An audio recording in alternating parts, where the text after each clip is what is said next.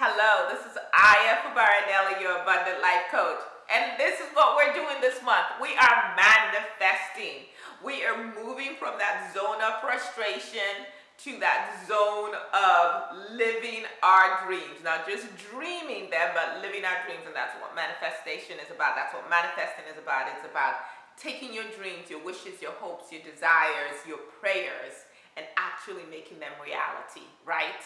And let me tell you, once you make a decision about what you really want, the universe shifts to help make it happen. As long as you're not like plotting to do evil, okay? Now, that if evil is what you're trying to manifest, actually, let me tell you this. These laws, they work for good or for evil. And that's what evil people know. And so there are a lot of people who've done a lot of bad in the world, and they've just used these same laws, right? You know, if you water a weed and fertilize the weed, it's going to grow. Just the same way as if you water a flower and fertilize the flower, it's going to grow. So be careful what you want to manifest, though. Do good. But the truth of the matter is that these principles, these strategies I'm going to share with you, they absolutely work. So if you have not been watching the previous episodes, you need to go back and watch so you can follow along. And be sure to subscribe, right, to our channel. Share, because sharing is caring. And hit the notification bell so that every time there's a new video, you get notified. Simple, right? Okay, because you want this. You want this because you want to see your dreams become reality. So today, what we're going to focus on, one more tip for making your dreams your reality, is that you have got to create an action plan. And a big part of creating your action plan is to first visualize it, okay? So what do I mean by that? Look around wherever you are right now. If you're watching this on whatever device you're watching it on, someone first visualized that device, saw it clearly in their mind's eye before it could become reality. Everything that you see that humans have created had to start first with a thought. It had to start with, just know, oh my God, I see it. I can see I'm going to have 4 legs here, and I'm going to this, and I'm going to that. And then they start to create this concept, and they may tweak it. But it starts with that, right? So I like to give gardening examples. And a lot of times I'm also going to give spiritual examples, many of them from the Bible. So let me give you an example of a guy who was the guru of visualization and understanding the power of using visualization to manifest what you want. You want to hear this, right? Are you on the edge of your seats yet? You know, my stories are good. Okay, so this guy, his name is Jacob. He's in the Bible too, Old Testament. So Jacob had kind of done his brother wrong, and he ran away from home. This isn't the manifesting part. But Jacob still had dreams because he came from a wealthy family. He wanted to have bank again, right? And so he's basically working as a servant for Laban. And because he saw this fine girl, women will motivate you to do a lot of things. Love will motivate you to do a lot of things. But anyway, he was working so that he can marry this woman. I digress. Bottom line is, Jacob is working. And Laban sees how Jacob's work is causing Laban to prosper. But Jacob is like, I've got my own dreams and goals too. I don't just want to work for you forever. Like, I want to do my own thing. I want to be my own boss. Anybody relating to this, right? And so he works out a deal with Laban, and he and Laban agree that year, all of the spotted, speckled, or striped animals that are born will be given to Jacob as like payment, right? Like, okay, you traded my stock and you're going to get this dividend from it.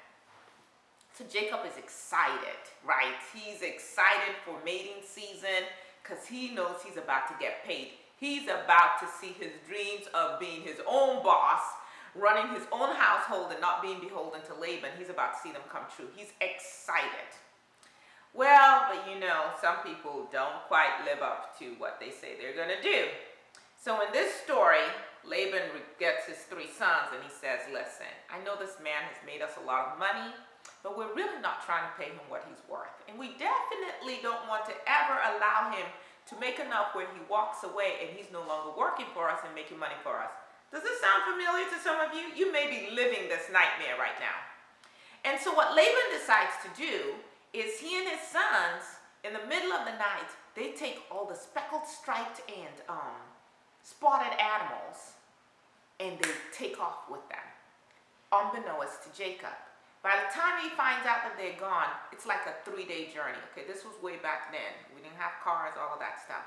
So these things are gone. He doesn't know where they've gone, but they're gone. So he wakes up one morning, he looks around. There are no spotted, speckled, or striped animals left in the flock. And you know, animals beget their kind.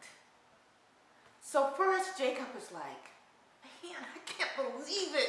He would do this to me. I mean, I have served faithfully. Are you kidding me right now? Like, this is so messed up, right? Can you relate to this? This is so unfair. He can't go to court. He can't do anything. Because what he told them was, any new calves, any new animals born this mating season that are spotted, speckled, or striped are yours. Well, all the animals that they left were solid color, and Jacob was like, they're not going to bring forth speckled, striped, or spotted animals. Well, but God had a plan. So call it God, call it Holy Spirit, call it divine intelligence, whatever name you need to call. Had a conversation with Jacob and said, listen, here's what you're going to do. You can visualize what you want, which is your own flock. You know that the deal was they have to be striped, speckled, or spotted to be yours. So here's what you're going to do. The animals always come, drink water, and then they mate in front of the watering hole. So you are going to go take these sticks, cut these sticks, and you're going to strip some of them of their bark. And you're going to create this thing and put it in front of the watering hole. So that when the animals are mating, that's what they're looking at. That's what they're visualizing. That is what they're seeing.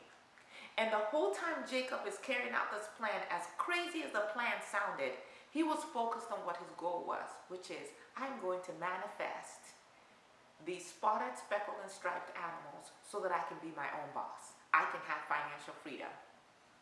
So he puts this thing up. Everyone else who was watching was like, what's wrong with that Israelite? Boy, he's crazy. What's he doing now? You know what, whatever. He needs to quit smoking that stuff. It's messing with him, right? He ignores all the naysayers because he's focused on what he's going to manifest. And the animals show up, they drink water, and they mate, and the whole time they're mating, they're looking at this contraption he set up. Well, ladies and gentlemen, do you know what happened? Because these animals were looking at these stripped, striped, speckled, spotted, wooden, whatever thing that Jacob had put together, when they had their calves, when they had their babies, guess what? There were a whole bunch of spotted, speckled, and striped babies, because that's what they were seeing. That's the vision that Jacob had set out for them. And Jacob was a boss. Jacob was like, I got mine. What you meant for evil for me now has actually given me a whole other tool, because I can use this same power of manifestation in other areas of my life. And so Jacob manifested exactly what he needed to get his financial freedom. So, what's the point of that whole story? You have got to visualize. You have got to get, listen, the image of what you want has to be so vivid that you can see it in full color. When you close your eyes, you can just see it. When it's that powerful to you, I tell you, the forces of the universe just start moving in the direction of what you want. One really quick last story, again from the Bible. Go and read about God's conversation with Abram when he told him you were going to be the father of many nations. What did he do? He took him outside and he pointed to the sky, and he let him see the stars and said, your children will be numbered like the stars. Can you count them? It was that power of manifestation through visualization. And then he pointed to the sand, grains of sand. So every time he's walking on the ground, he's like, oh my God, this is proof. My children are going to be like the grains of the sand of the earth. So you need to take the time to visualize. And I'm going to give you a tip on how to visualize later and how to really make it vivid so that you can manifest your dreams.